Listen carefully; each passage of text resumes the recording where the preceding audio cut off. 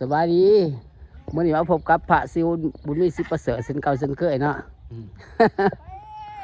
มันสิประไสนี่ฮะไปไสนี่เนี่ยอยู่ไสล่ะฮะสมีอยู่ไสอยู่ภาคหนองอาพาสมุทรพาไปเบิ่งหอคอยนะหอคอยน้องสูนะสวัสดีบ่จอยสบายดีมาเบิ่งหอคอยกันนะไปคอยไปดูผสมกันนะหอคอยนะหอคอยน้องสูนะ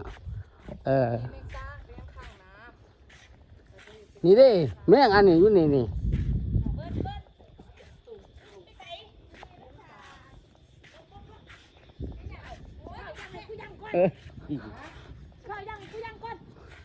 ไปเพิ่นดังก่อน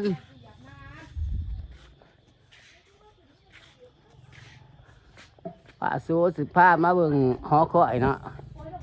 หอคอยน้องสะโอหอคอยน้องสะโออันบ้านน้อง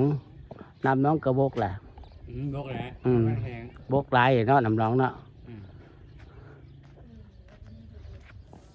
ไปแง่แม่งอีหยังแม่งสาง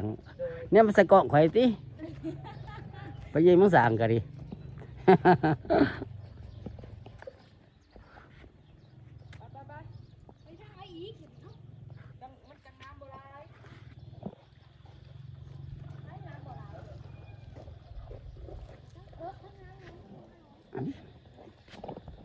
พาบ่จ่อยมาส้มน้องสะโอเนาะมาส้มสะระมาส้มหอคอยน้องสะโออยู่ที่น้องสะโอเด้อพากันมาเบิ่งมาดูมาส้มกันนะมาส้มสะระน้องสะโอมาดูมาส้ม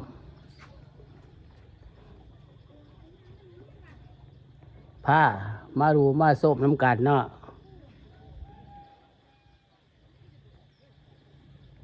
พามาดูมาส้ม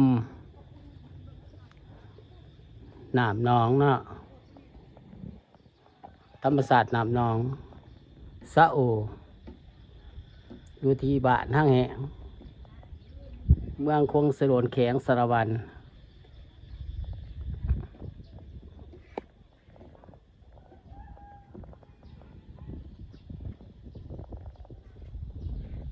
นั่งลงนั่งส้มน้ำกันนั่งดูนั่งส้มกันเนาะบรรยากาศน้ำมือแดง4 โมงปลายเนาะบรรยากาศยามมื้อแดงอยู่ที่ศาลาอยู่ที่หอคอยน้องสะโออยู่ที่หอคอยน้องสะโออยู่ที่หอคอยน้องสะโอ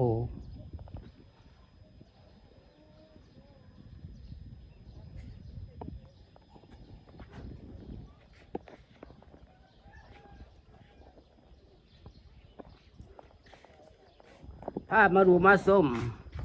หอคอยน้องสะโอนะมาส้มมาดูกันเด้อมาดูมาส้มน้ำกัน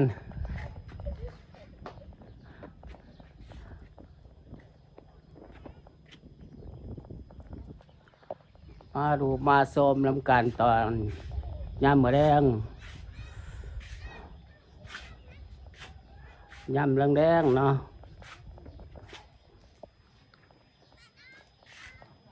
4 โมงปลาย5 โมงยัง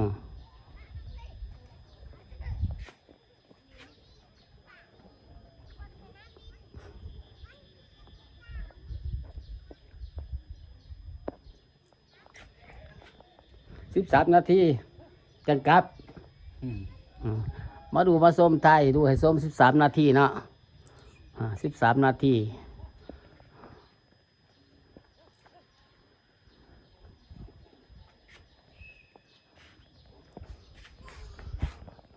มาถ่ายรูปให้ส้มบรรยากาศน้ำมื้อแดง บรรยากาศยามมื้อแลง บรรยากาศย่ามมื้อแรงมาดูมาส้มหอคอยหน้องสะโอหอคอยหน้องสะโอบ้านห้างแห่งเนาะบ้านห้างแห่งมันคงสะโดนแข็งสารวัน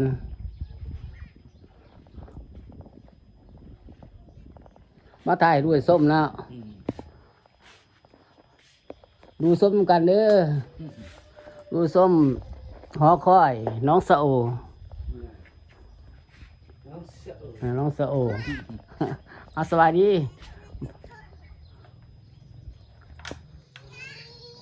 มาดูมาส้มไม่ยังไม่ยังเด้นี่เก็บอีสังฮะ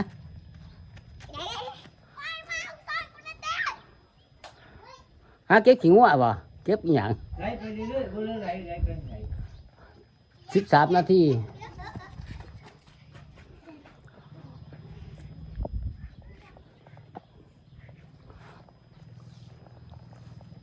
มาดูมาส้มน้ำกันเนาะ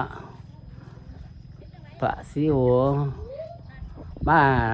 ถ่ายคลิปให้ด้วยส้ม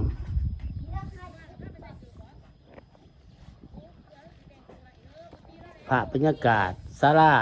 น้องสะโอ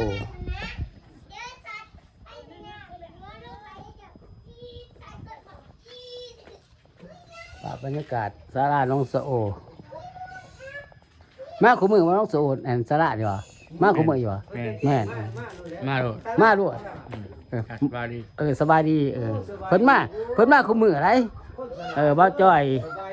เพิ่นมาคุมือเพิ่นมาหอคอยน้องสะโอนี่เพิ่นมานั่งเย็นเนาะบ่าวจ้อยเรามานั่งเย็นแต่ละมื้อแต่ละเช้าแต่ละแรงมาแต่ละเช้าแต่ละแรงแม่นบ่ แม่น ครับประจำยามมื้อแรงตอนแดงอากาศเย็นๆเนาะยามมื้อแรงเนาะอากาศเย็นๆ ตอนสับตอนแรง ตอนเสาร์ตอนแรกมาถ่ายบรรยากาศให้เบิ่งให้ดูให้ส้มเอาผากติดตามช่อง YouTube ของพระสิวมีสิประเสริฐนี่เด้อกดไลค์กดแชร์ให้ได้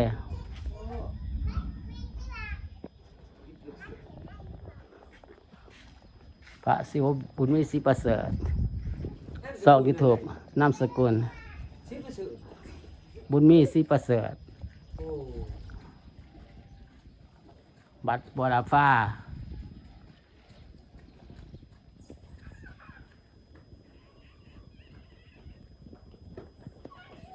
แล้วลูกร้านกลับมาดูผสมกันเนาะ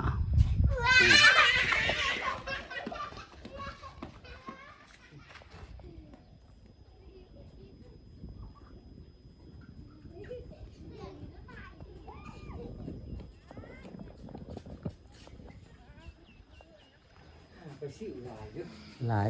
เบิ่งสิลองเบิ่งมันมีน้ำบ่มันบ่มีน้ำสิมาตามเบิ่ง น้ำมันมีอยู่แล้วน้ บ่ย่านดอกมีเกิดอยู่แต่ว่าย่านมันถือหม้อ เอ้ยเรียนผัว ำมันบ่ถือหรอกเนาะ เห็นแต่หมอ เอามาดูมาส้มน้ำกัน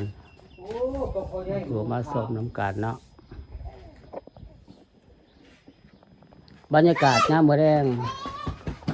อันว่าบ้านอันว่าบ้านห้างแห่งเนาะบ้านห้างแห่งอันบ้านห้างแห่ง เอ้าก็เท่ว่ะ วัดหน้องสะโอหอคอยหน้องสะโอหอคอยหน้องสะโอ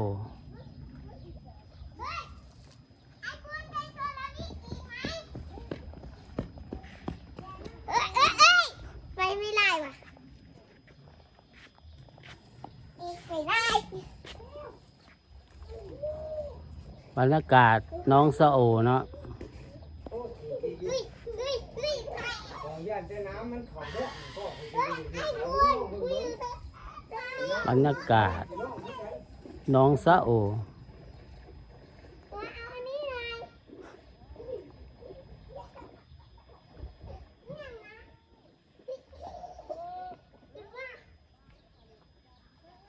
ว้าเดี๋ยวดูเอา โอ้มาเลยบอก ฮะ โอ้มาเลยบอก โอ้ยใส่ โอ้จะมาขนมข้าวขนม ฮะ เอาโอ้ทางขนมเคยจีคอขนมเฮ้ยมาวันนี้นะ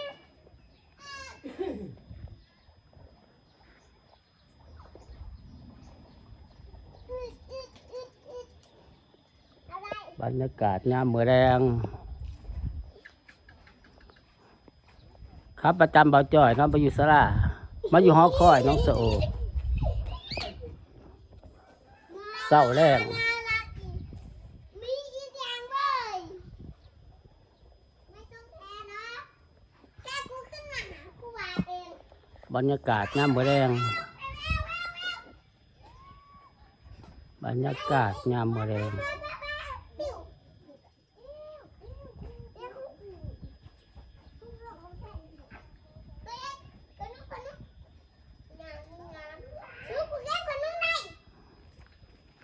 บรรยากาศยามมื้อแรง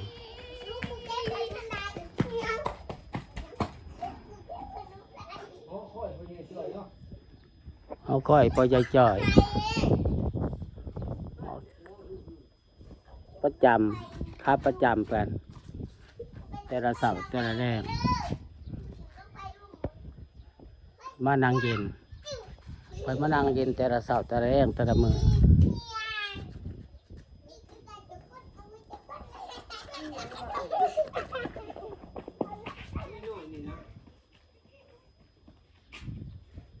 บ่ให้บอกแล้วมีแต่ผู้เอันนั้นมัน เจ๊มันบอก นี่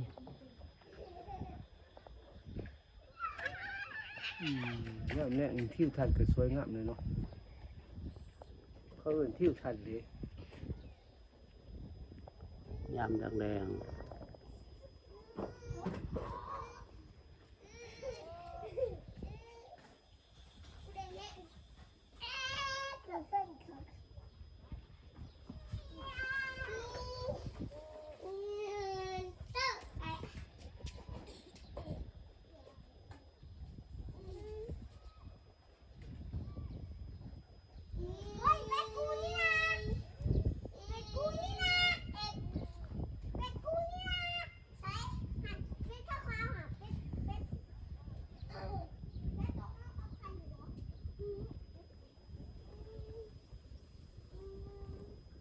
คลิปนี้ผ่าสู่โคราชไปก่อน บ๊ายบาย บ๊ายบาย บ๊ายบาย